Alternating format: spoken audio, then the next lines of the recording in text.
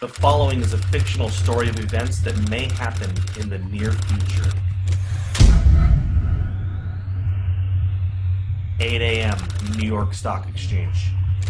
It's a cold, breezy day on Wall Street as markets await the Federal Reserve's announcement for QE4. Futures are up significantly. The Dow Jones just breached its 2008 high of 14,164. Gold just hit an all-time high of 2,900. Silver just breached $100 per ounce. The dollar index is holding at 53.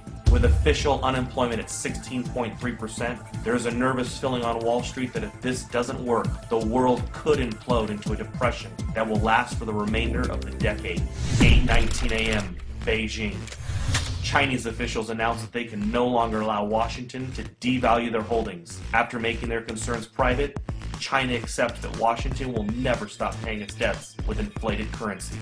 China makes an official statement from Beijing, quote, "We have made our concerns known privately for some time. With QE4 about to be announced today, China will have no choice but to stop purchasing U.S. treasuries.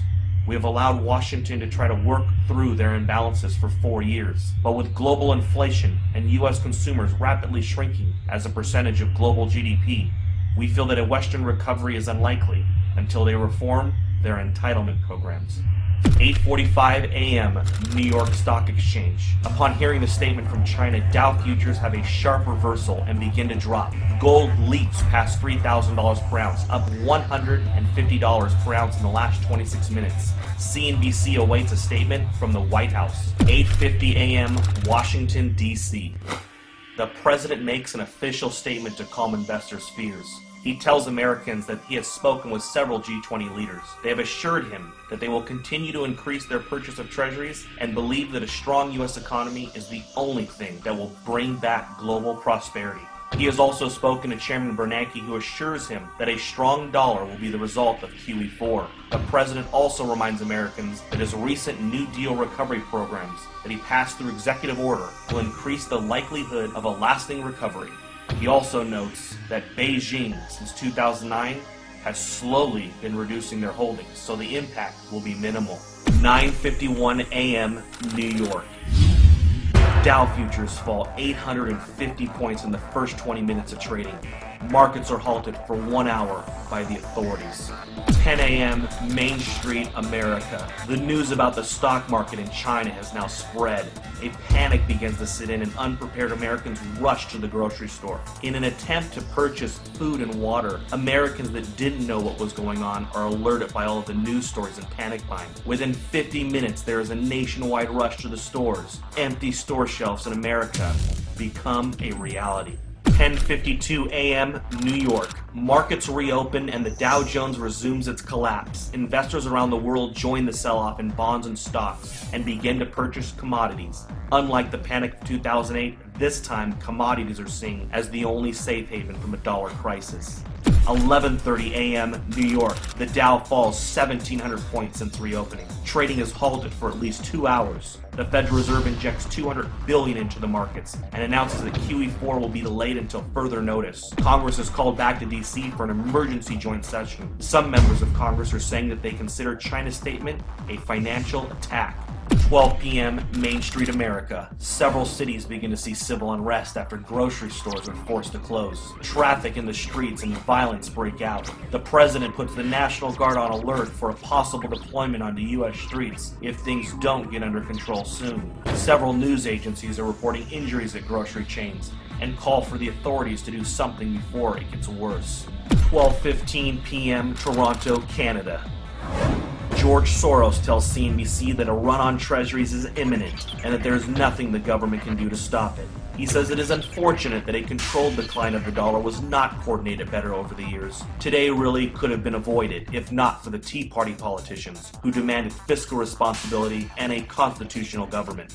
3 p.m.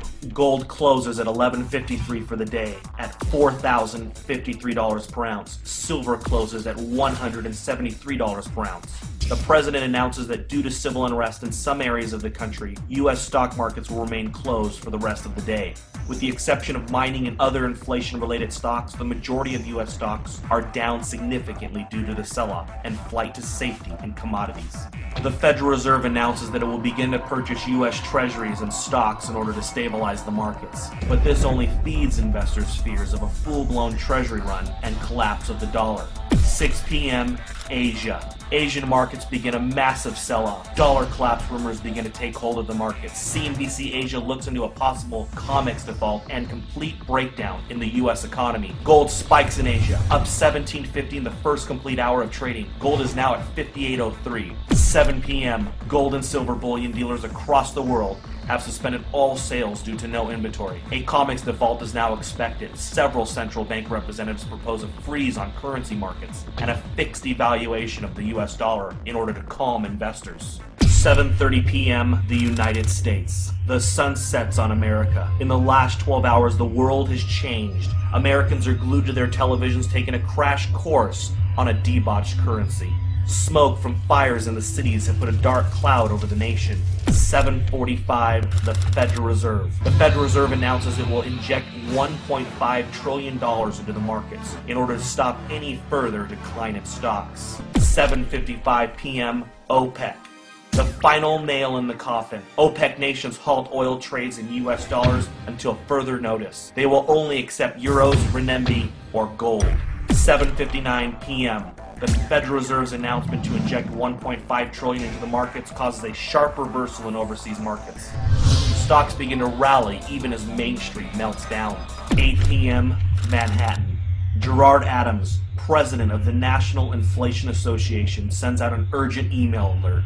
In it, he informs members that it is with great sadness that the time to warn and prepare Americans for hyperinflation has ended.